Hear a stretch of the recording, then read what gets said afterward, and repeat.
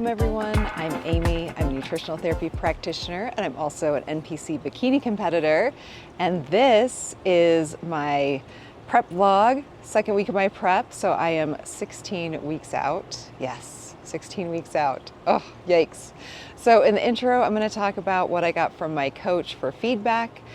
My outro from last week had what I sent for my check-in, and then this is the feedback that I got from Tommy, my coach. Also in this video, I'm gonna have some workout footage. I'm gonna try and get some workout footage from my leg day. I mentioned in my check-in that my legs were still sore from my leg day because they were for several days. It's a really awesome, hard session. I really love that I have like such an intense leg day on this program. It's really great. And the fact that I'm still able to really get some decent soreness makes me feel good that I'm really pushing it in those sessions as well. So we'll definitely try and get some footage of that. I am up on the roof, not in my beekeeper hat, which is unusual, but it's because it is probably about to start raining any second now. So hopefully I can get the intro and spoiler, I'm going to be sitting up here for the outro as well. Get all that done before the rain comes. But let's talk about what Tommy sent me for check-in or for my feedback this week. It was actually really short. So he said, wow, what a good week. High food day increases. Excited to see some blood work also. Let's keep everything the same. We are in a groove now. Sending diet now. And so he sent me the diet plan with the updated high day. So I got more carbs on my high day. No other changes. So my low day and my regular training days stayed the same. Just some increases in carbs by about 20 grams of cooked weight rice with each of my meals was kind of the main change there. So that's really exciting. Really excited for that, and no other changes. So that was it. Super quick, easy check-in, which was great.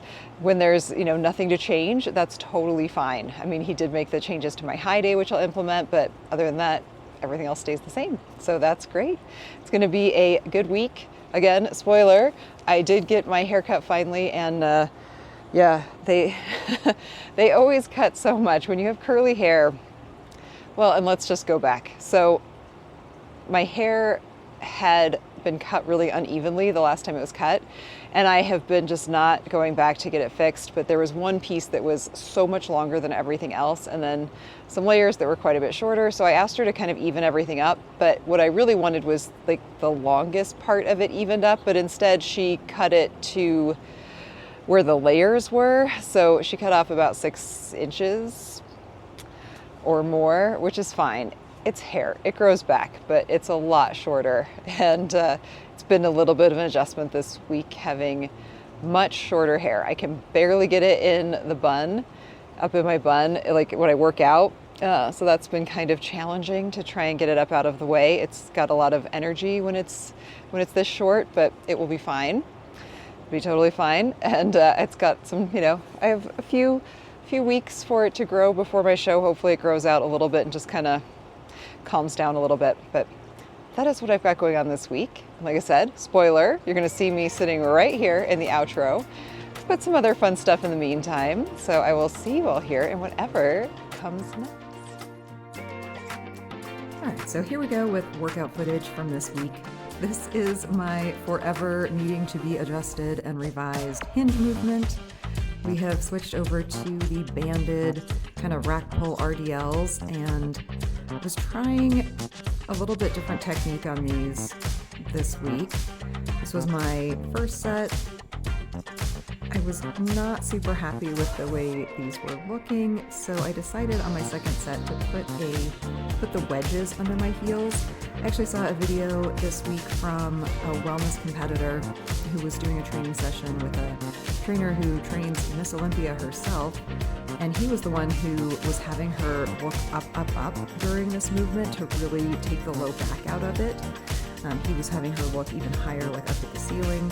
So that's why I was keeping my chin up so much in this.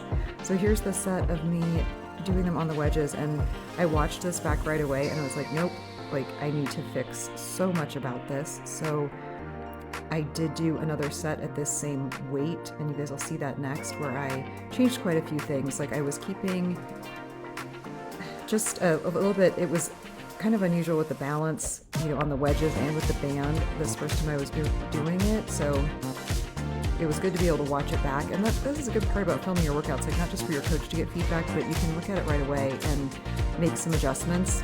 See me again, just trying to make sure I was keeping my head up, which I will tell you what my coach's feedback was on these. I did send them to Tommy right away. And like I said, I didn't like how this looked. So reset everything and we'll see the next set. So here's the next set, and I felt like this looked a lot better. I was doing better at keeping my balance, keeping the bar at a better position in front of myself, and also keeping a better tension on my hamstrings and glutes. And I will tell you this, I really, really felt these in my hamstrings and glutes. And you also see that I came down on the weight a little bit, just to really make sure that I was able to keep my form better and not push so far back with my, like not let my hips be kind of pulling me back as much, resisting against that. And I really felt these a lot right in my glute ham tie-in, which was really good. The feedback from Tommy was just to keep my head in a more neutral position. And like I said, I was doing that just based on watching that training footage of another coach, but agreed that now that I kind of have that form down and I'm not feeling it in my low back, really making sure that I do keep my head in a better alignment for overall spine health, cervical spine health. So like these, that was the only thing I recorded from this workout. Everything else is going to be from my leg day.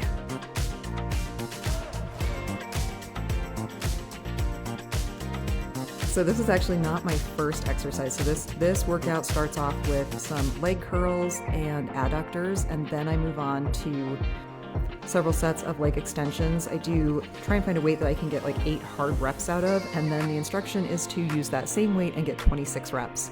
And you will see that I do have to employ some rest pauses here, and it's hard to see on the footage, like on the video, but you'll see as we get closer to the end of these sets or the reps that my legs are shaking like so badly. So I try to just, not rest, but it's like a rest pause. So just take a quick beat and then go right back into it. And these get so hard, like you can see shaking kind of starting at this one. But the shaking gets really bad on the next couple where I pause, like my legs are just shaking like crazy. Look at my feet, like that's not me tapping my foot, that's literally my leg shaking.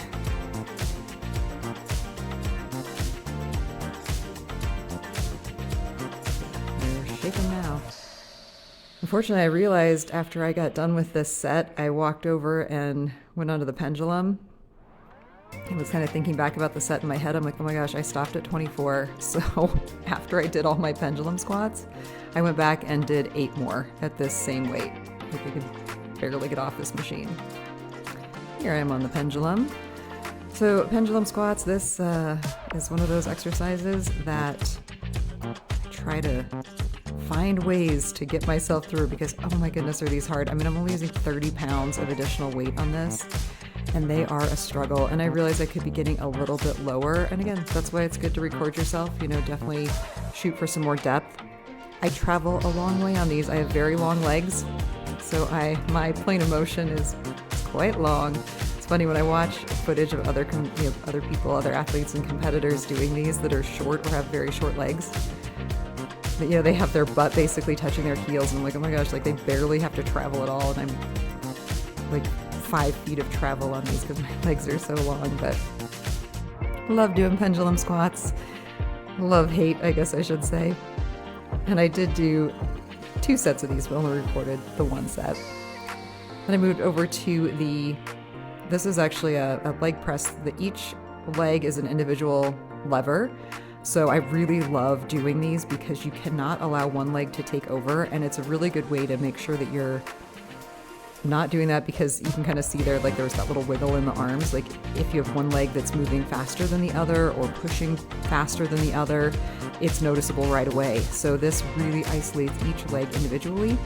And on these, I do 2 to 3 warm-up sets or kind of increasing sets of 10 to 12. And then when I get to that top set or weight, I do one more set with 25 with that same weight. And then with what my coach calls a big stretch at the end, I go use a Bosu ball and do a really deep quad stretch after I complete the last set of 25. And oh man, does it just like force blood and everything into the muscle. Then to finish off this workout, the very last thing we do is what he calls the drop set of death, which is the split squat. Here you have 3 weights lined up. You do 8 rest or pause, 8 pause in the downward motion. So right here, I'm going to pause for a count of 10. And you do see my hand there, but I'm actually not gripping or holding anything. I'm just using it to stabilize. And the first set of 8, it feels hard but doable. But boy, by the end, it is so hard. And I told Tommy, I sent him the footage from these after my leg day. I mean, I don't think there's ever been an exercise that I feel so much of a glute pump from. I mean, these just isolate the glute in a way that is just intense and brutal, and I love it. I would say I would like to do another set, but I can't. I feel like at the end, this was my second leg, so I'd already done my other leg. So it was the very end of my workout, so it's the very last thing I do. And man, even bending down to put the 15-pound weight down, this last weight I'm using is only the 15. And when you're holding it for that last 10 seconds, yeah, the thoughts in your mind, it's mind over matter on this. But you'll see, I have to slowly put the weight down because I can barely bend. I'm trying to ease it to the ground. Oh, yeah, great workout. So this next clip is from the AB Live from this past weekend. If you don't watch, we do a great show every Sunday at 10 a.m. Mountain Time with Paul, Big Paul, and the AB Live crew over on Paul's channel. So definitely check it out. But this particular week, Paul was out, so Dave and I took over the show, and we were talking a lot about the thought if there should be a weight cap for the women's divisions in bodybuilding. And I just thought it was a great conversation. So I'm inserting a clip here. And if you missed it, go back and watch the full episode for more fun bodybuilding good times. Imagine someone like Jackie who's 5'6". If she's going up against a 6-foot girl on her left, and then she's got a 5'1" girl on her right, it is hard to kind of compare shape. It is hard to compare their structures a little bit. I think kind of putting apples to apples sometimes is really nice, but I don't think you need to have the weight classes necessarily. I kind of like the way it's put together. It makes more sense when you're doing men, because we're kind of looking for muscularity at the top tier of things you're looking for is size, roundness, muscularity, where that's not really always the criteria in every women's. Yeah. Almost every division in men's, they're kind of looking for that in some sense of the comparisons, Yeah, I doubt it would. I'd be shocked if it actually became a thing, because I feel like there would be so much outcry from female competitors, because women's weight is so much different than men's weight. And it can be, Tina actually commented that for premenopausal women, the menstrual cycle could play havoc on a weight cap. I mean, absolutely. Good point. I feel like it would lead to really more extreme drug use in female categories. Trying to completely crash estrogen to prevent any type of menstruation, I feel like would be the goal. Whereas, a lot of women can keep their cycle throughout their prep. I feel like if there was a weight cap, that they would be trying to squash it, because you would be terrified of having your cycle come, or even a phantom cycle show up, where your weight might go up 6 pounds, even though your look might not change that much. The amount of weight that women can hold during menstruation is, for some women, extreme. And I think that could be a huge problem. And I think it could lead to a lot of extreme dieting, extreme drug use, extreme obsession, and then ultimately into a lot of people struggling with legitimate eating disorders afterward. There was an interesting, let's see if I can share my screen to show. There was actually one of the suit manufacturers did a survey, and they do it. I think they might do it every year, but this was from last year. So they took women, and this is not based on height. So this was just asking what their average stage weight was. Right. And this is going to be primarily this is a suit manufacturer that primarily does bikini and wellness suits. I don't even think they do figure suits. They might. So these are looking at bikini and wellness competitors, just to kind of see where people sat on the scale. Which is kind of interesting to see, that, there's kind of a range. Well, you're seeing first thing that jumps out to me though is if you look at there's the if height. you look at the average if you look at the average weight though, from 100 pounds to what was it, 130, if you go up to the slide above, you get Yeah, well, 75% even of the women in you know yeah, in that spectrum. So I mean, yeah, I'd wonder if you'd have some really kind of small yeah. classes on the smaller girls and small classes on the bigger girls, and then you're just going to have a lumped in big section of girls that are from 100 to 130 range, you know. Right. I mean, it would be so huge, like you said. I mean, like the group here that, I mean, puts up more than almost 60% is someone from 110 to 129 pounds is Yeah. 60% of competitors. Whereas, then if you look at like the height, the average, these are the average by height, Hmm. and I think it does kind of show that like the height class does kind of have this weight fluctuation in it, but it's not that great. I mean, we're Yeah. looking at a difference of just a couple of pounds per inch. It's not like it's huge. I mean, the difference between the shortest weight class and the, is 36 pounds. Yeah. So it's not that big. But yeah, I think it would I would just worry about what it would do more so to the drug use in the sport, I think is what would be the biggest issue. You already see with the men, they're kind of sometimes sacrificing their look in like classic to hit a weight class, to stay within their weight class, because they don't have an option to just like go up to the taller weight class. They have to just go to open bodybuilding. So that I don't like that part. I like being able to see people's best show up on stage, kind of regardless of weight to a point. But no, I agree with you. Yeah, I think women would unfortunately feel they'd be put in a position to push themselves a little further with some of the dangerous aspects of this sport, trying to just nail something on the scale. And it seems like you look at that chart, the height is almost kind of breaking people up anyways in weight on its own. Yeah. What was the argument for the benefit of the weight classes? I think just to try it, like you were saying, like to make things more competitive, right? Yeah. To be just like I think the same argument for men, but women are not tiny men.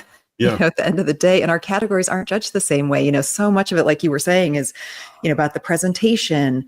I mean, look at even like the subtle differences between, like let's say fit model and bikini and wellness. All these categories could look very similar to someone with an untrained eye, but the nuance comes in some of the posing differences and the glam, like the level of glam on some of them. So, and I mean, you and I, Dave, were chatting before we started about how much you can manipulate your physique through posing. Right. And I think that you shouldn't be able, I mean, the one thing that really frustrates me, especially at local level competitions, is when you see, oh, there's Scott. When you see, hey, Scott. Hey, Amy. Hey, Dave. What's up, Scott? Anyone in a category who, or like for women, a woman who enters figure and bikini and she wins both of her classes, I'm like, ugh, like it shouldn't just be posing that makes the difference in the physique. So I think maybe to prevent crossover also, could be part of it. But yeah. So. And we're back. We are no longer on the roof. Weather did not hold and it's a completely different day. So it is check-in day. So let's talk about what I sent my coach for my feedback this week.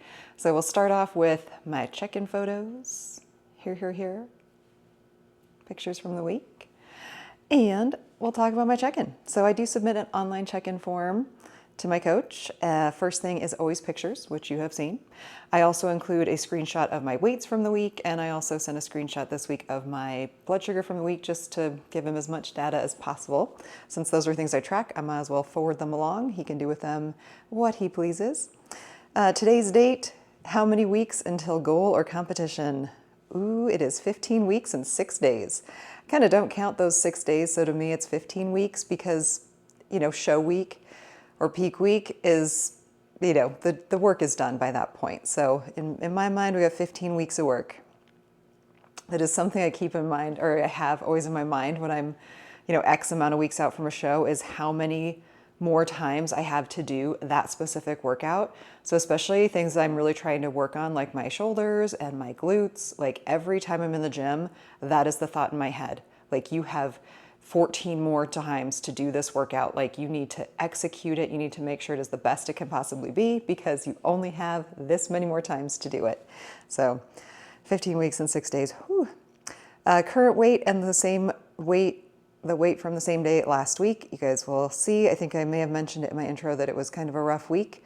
My weight is up quite a bit. As of today, it's up 5 pounds from my last check-in, but it was as high as 7 pounds up over the course of the week. And I will talk about that more in the feedback section at the end of the check-in form. Average blood pressure from the week is the same, about 110/70. Average glucose was 62. Oh gosh, that'd be low. 82, which is down a little bit, which is good. That's very good to see. Adherence to diet, 100%, but yes. Adherence to cardio and training, 100%, yes. No changes to my supplements. How many training days do I have and what is the split? It's a 5-day push-pull legs, no changes there. Have not done a deload. I'm working on getting some new updated labs, but those are still blank. Have not done a refeed meal, so that is also an NA. Sleep this week, I put as a 3 out of 5. My sleep score was fine, but my sleep amount was very low. Had kind of a stressful week at work and also some patient calls late in the evening that kind of then kept me up all night worrying about, or just thinking, not worrying, but thinking about them, and just checking my phone every time, and if I'd have anything startle me in the night, I'd look at my phone just to make sure that they were doing okay, and just made for very disrupted sleep all throughout the week. And that definitely, probably played into the fact that I had a big weight spike this week, had really bad sleep. Gym performance, I put as a 5 out of 5. It was great, had really good workouts, even despite the low sleep. Energy level, I also put as a 4 out of 5, had good energy, again, despite the lack of sleep. The sleep I was getting was good enough, but it was just not enough. Current appetite, I actually put as a 4 on the scale of 5. Definitely feeling some hunger this week, but again, like the lack of sleep will do that too. Like when you don't sleep well, it increases your hunger hormones and just can kind of throw some things out of whack. So mostly related to sleep. Sleep score for my ring was an 88, which is very good. My resting heart rate for the week was 55. That is a little bit higher than my average. I usually average anywhere from the very upper 40s to the low 50s, like around 50, 52. So 55 was up a little bit. And that, again, having those like kind of stress spikes with, working late into the evening can definitely keep that heart rate elevated throughout the night as well. Current water intake is the same, 1.5 gallons a day. Current favorite food choices, it is still my sourdough. I don't see that changing anytime soon. So delicious. Today is a rest day for me and I get sourdough tonight, and I was getting something out of the freezer a little bit ago and I saw the sourdough in there. I'm like, oh, tonight, you're getting eaten tonight. Daily step count was up this week quite a bit. I was averaging a little over 16,000 steps a day, with about 4,500 of that coming from cardio. I just walked a lot this week. I had some errands to run, kind of a few days, and library books to pick up, and just things that kind of that had me walking a little bit even more than usual. No changes to my cardio, still doing my 6 days, 2 fasted, 4 post-workout with a combination of steady state on the elliptical and then my HIIT sessions, the 10 minutes of HIIT sessions on the bike. Digestion, I put as a 3 out of 5. Did not have the best digestion this week, and I'll expound on that below. Current mental state, I put as a 2 out of 5. And again, we'll talk about that more right now in the extra info and all questions here box. So I wrote, good morning, Tommy. Well, this is not the second week of prep update I was hoping for. The big weight spike this week is more in my head than I would like.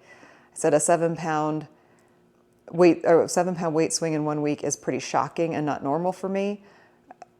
It isn't, so I don't want him to think that that's a normal thing for me. So that is really shocking and very surprising. I said, I am pretty worried that I'm not going to be ready in time. I know I have 15 weeks, but I'm still worried. I keep reminding myself that I have 100% trust in you, and I know you will not let me get on stage if I'm not 100% ready. And that's true, and I do feel that way. So the worry and the doubt I feel has nothing to do with my coach or my coaching style. It's just my mind. I said, I need to get over my insecurities and trust the process. During my walk this morning, I saw a little sign on a store window that said, things are usually tough before they are brilliant. Ask any diamond. And that may just be my new prep motto. So, I walk early in the morning on most days, but on today, because it's a weekend day, I was able to go out a little bit later. I mean, it was still 5:30 in the morning, but it was at least a little bit daylight. So I walk by this store all the time, but it's usually completely dark. So seeing that little sign, I was like, that is so true. and so poignant and so very much a good thing to read this week. I said, this has been a more stressful week at work and my sleep has not been great. I've also been feeling extremely bloated and I feel like I'm retaining a lot of water in my legs. By the end of the day, my skin feels tight in my legs. That's like how inflamed my legs were feeling this week, that like literally the skin felt like a taut balloon. Like it felt like tight by the end of the day. One day I came home from work and I like immediately just like laid on the ground and put my feet up against the wall. And even that didn't really help much. Like they still just felt like swollen and heavy. I said my digestion has also been slightly off and I feel like my lower abdomen distension is back, and it did for a couple of days. I just felt like it was just not, everything was back. I was having trouble with my vacuums again due to my bloating or distension of my lower abdomen. So I'm also having a small eczema outbreak on my face, just 2 little spots, but they're very red and very angry. So I wish the eczema would happen somewhere else other than my face because it really chips away at my self-esteem. It does. Even if it's something that other people don't notice, like I see it and it doesn't feel great, it itches, it's just not fun. So that's been a little bit frustrating this week as well.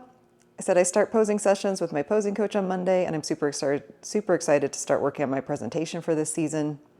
Workouts were great this week. I managed to once again make my legs crazy sore after my leg day on Tuesday. They felt much better by Friday. Doing sprints with sore legs is a whole new level of hard, LOL. It is. When your legs are feeling like that, kind of swollen and heavy, and then they'll be like cranking away on the bike. The nice thing about, the good bad thing about doing sprints on the bike is that I can actually, I see the metrics, so I know what speed I'm going for on my hit intervals and the resistance. So the resistance I keep the same, so regardless of how dead my legs feel, and I know what speed I'm going for, so I'm always trying to reach at least a specific speed on every single one of my sprints at the same level of resistance to keep that consistency, and even pushing it a little bit harder. So there is no getting away from sprints. It's not like there's no subjectiveness in it. It's not like it's just you could turn the crank, but like I actually see the resistance. So, old school spin bikes, you didn't see that, because they didn't have the digital display always. So you'd crank it until it felt hard, but like who knew how far you were turning the crank up on the resistance. Whereas with digital, you know exactly what your resistance is and what your speed is. So there is no cheating it, which is good. So I said I should be able to get in for labs. I said on Friday. So I like to do labs on a day after a rest day, but that just does not work with my current schedule and or the lab availability. So I'm going to try to get it on Friday because I have a little bit lighter day at work. So I should be able to get labs done Friday morning. Nothing else to report. Thank you so much. So there it is. So it was rough, having that giant weight spike, and Tommy and I did chat about that when it happened. I texted him that morning and just to keep him informed, so it wasn't like this big shock that I check in like, oh, hey coach, my weight's up 7 pounds. Like didn't bother to tell you that during the week, just so he knew that was happening, and he said he wasn't worried, and it was something that he and I were chatting about during the week. I also had sent him workout footage during the week, so I'd gotten some feedback on that. So that was it for the check-in for today. So that's what I sent. So I'm excited to hear what he has to say back. Like I said, it's not the check-in I was hoping for. Just 2 weeks into prep, I was hoping it would be still smooth sailing, that the scale would be going down, all the things. So as I've mentioned a few times, this is a very different prep for me. I'm starting out from a very different body composition, and just not really knowing how that's going to play out over the course of the season. Whereas before I felt like I knew what to expect, kind of knew what my body should do last prep. When I very first started my prep, my coach and I chatted about, maybe losing like 5 to 7 pounds. And I like immediately almost dropped that weight, and then, stayed pretty stable. My weight didn't change a whole lot until like really close to my shows when I dropped again. So definitely a much different prep this time. And I feel like that maybe is giving me that feeling of like, I'm worried not to see more significant progress every week, and to even feel like I've backslid quite a bit, having weight that was higher than I was in like the depths of my off season is a little concerning, but also, like I said, this is different. So I have to kind of just trust the process. And like I said to Tommy, I have 100% trust in him as a coach, and know that he will not, like fluff me up, try and tell me that I look good when I don't. So that is a really reassuring feeling as well, because that's I am absolutely here for the feedback from my coach and the input of my coach. If he says we're not ready, regardless of what show I have planned, then we're not ready. So all good. We've got 15 weeks and 6 days. So that is it for this one. Tune in next week to find out what my coach has to say. And I hope wherever you are, it is sunny, it is summer. It's supposed to be, again, like 100 degrees the next couple of days, maybe some record-breaking heat here, which is fantastic. It does feel like summer is starting to fade fast, so I'm just trying to hang on to all these beautiful sunny days. And more than anything, please, please, please spread positivity and light to yourself and everyone around you. You are worthy, you deserve it. It means so much to me that you are following along on my journey for this prep for 2025. If you have questions, comments, thoughts, suggestions, anything at all, please leave those in the comments below. And if you would be so kind as to subscribe, I would love it. I know it seems weird to ask for that, but I'm just trying to grow my little channel and share my videos with someone if you think they'd find them helpful. There's a lot going on during prep, and it helps me to hear experiences of other competitors, so hopefully someone can benefit from my experience as well. So I will see you all here next time.